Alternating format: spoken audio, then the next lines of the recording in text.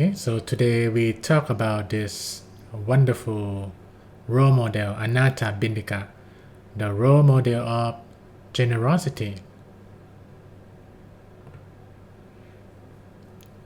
Yeah, again, we're still in this series of the fourth assembly of Buddha teaching that I really want to kind of reignite that how we can go back in some way to that prosperous moment of Buddha teaching that still continue today. But as we know now, a lot of challenges, the threatening factors of wars and the pandemic that's not over yet. We have many challenges and we need Dharma, we need clarity and let it shine like in the Buddha time. That Buddha, he revealed that he would not take final nibbana if monks and nuns and laymen and laywomen follower are not accomplished, trained, skilled, learned, knowers of Dharma yet. But that's a moment you say, oh wow, the fourth assembly is established. So they can pass on what they learned from teacher, which means Buddha. Teach it, declare it, establish it, expound it, analyze it, make it clear, and teach the Dharma with wondrous effect. Yeah, that's what Buddha mentioned. This kind of a direction for anyone who want to practice following Buddha teaching or want to help expand from Mahaparinibbana Sutta in Tika Nikaya. And I pick up this 4 role model Sariputta for the bhikkhu, the monastic community, and then Upalawana we talked last Sunday, the great example of bhikkhuni from the female monastic. Sariputta is the male monastic. And then today we're going to touch on Anathapindika, and next week Visakha, the chief patroness of the Buddha. Just have some short recap from last week. Venerable Upalawana, the role models of determination. You remember, right? If you joy from last Sunday, she was very beautiful. Even can make a war between the king of different countries. And then for the peace of everyone, especially her father, she become a bhikkhuni. And then she is so determined for her ordination, and then she attained arahantship by herself. Very rare that she meditate, reflects on the light, and become arahant while she do cleaning. This is awesome. I think of Kunyai, our master nun. And she encountered with Amara. So we discuss on this part that how we can follow the footstep of Upalawana.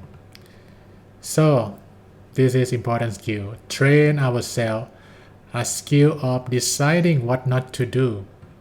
Upalawana need to choose a lot of what not to do. Then she can do what to do with her nirvanic path, right? And then she let go many things to become bhikkhuni and become the great disciple of Buddha on psychic power.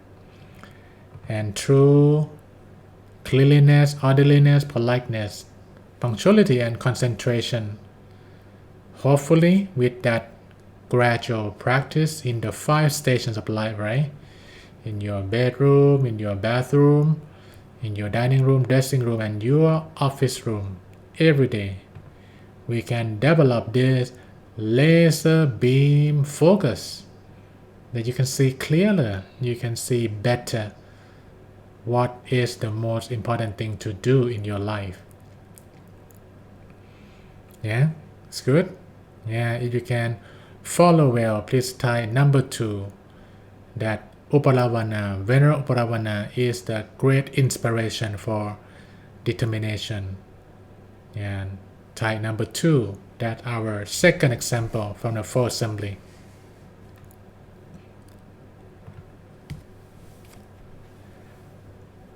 Anathapindika. Yeah, anyone knows about his life before? Not just the name, but his life. Type letter A. Yeah, letter A. If you kind of, wow, I'm inspired by Anathapindika to be a good, generous person. Yeah, type letter A. Yeah, to signify your reception of Anathapindika. He is actually the role model of generosity. For your information, Anathapindika is not his real name. It's the name that people keep calling. Yeah, keep calling him. Like a Mother Teresa. That's not her original name. That's the name people call her with her connection to the saint and with the love, Mother Teresa. So Anathapindika, similar, is not his original name, but he keep offer food to the helpless. Yeah, Anatha mean the helpless. Binda is the arm, the food. So he keep offer that to people who no one's care. Yeah, Mother Teresa said, "Oh, the hunger for love is hard to remove than the hunger for bread." So anyone who consider unwanted, uncared for, that is what Anathapindika will always want to help. Yeah. So Anathapindika, we can have like a literal translation, like a one who give arm to the helpless. Yeah, that is like a imagination of the artist team in the temple. That Anathapindika, yeah, he look radiant, right? So his original name is Suttatta. Yeah, Suttatta. But no one's in the Buddha time called that name too much because he always give food to the helpless. Anathapindika. Yeah, I really like Mother Teresa, her kindness. And she said, not all of us can do great things, but we can do small things with great love. Yeah, even we are not a great millionaire like Anathapindika, but we can do any small thing with great love. And I think that's a great thing to do, that you do things from your heart, no matter how much you have, but you practice generosity, you practice kindness, yeah, especially someone in family, someone you know. And that is very important. Do little thing with great love. And Anathapindika himself not only support the needed one, the unprivileged one, that wow, they need help. So charity is no question to Anathapindika. But Anathapindika, he is a good Dhamma learner and practitioner. He actually attained certain level of sainthood inside him. He meditated very deep. And he is the one who built Shetavana temple, which is the first and the most important Buddhist monastery in the history of Buddhism. Yeah, this is the place where Buddha laid down the Sangha. Yeah. So Shetavana temple, yeah, that's also from the artist team in the temple. Yeah, it's look golden, right? It's look radiant. This is the main residence of the Buddha. Yeah, for almost half of his rainy season there after Buddha enlightened, when he 35, and then he spent another 45 years until he turned 80 years old to spread the Dhamma. So we call Vassa. Vassa means the rainy season. Yeah, so 45 rainy season or 45 years Buddha have been sharing the Dhamma, and so many people, thousands, millions, both humans and angels enlightened. So he spent 19 vasa, almost half. I do some research in the 45 rainy season. More than 10 or 15 places that the Buddha have been picked up at the place of rainy season. So Chetavana is 19.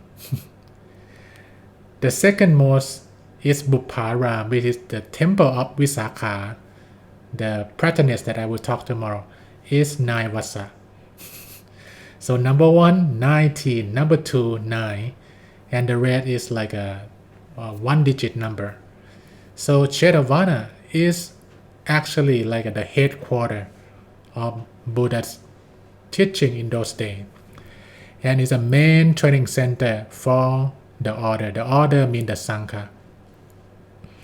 You can imagine how much merit Anathapindika might have, right?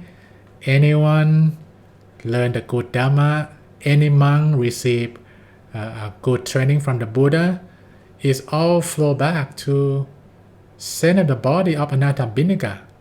Yeah, he must be very blissful, right?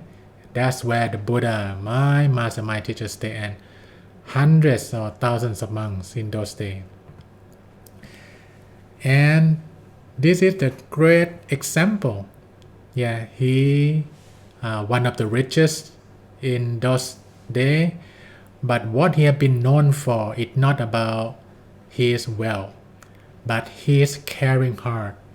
Even he is like a somebody, in his town, but he just very simple. Go to the temple, yeah, every morning. Yeah, he have rice gruel in the morning for the monks, and then in the evening he comes again. Yeah, in the modern day, even once a week to the church, to the temple, the mosque sometimes is challenging, right? Because so busy. But Anatta went to the temple every day, and not one time per day. Morning, bring the rice gruel.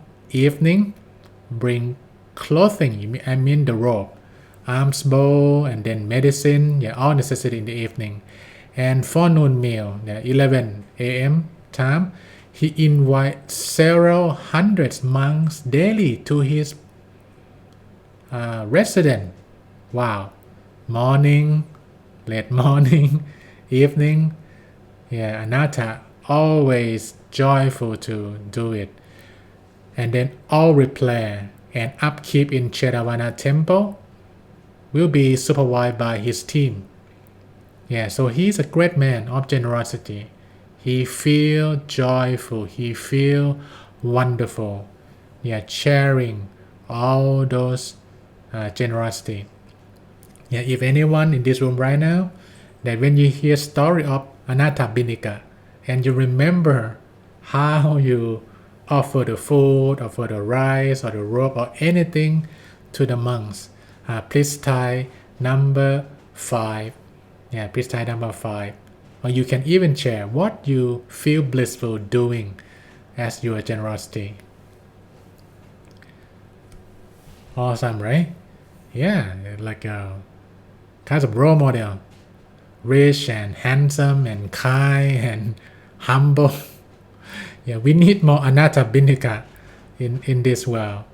From my research right now, I don't see too many billionaires right now that look like Anathapindika. I wish there will be someone who inspired by story of Anathapindika and want to be like him.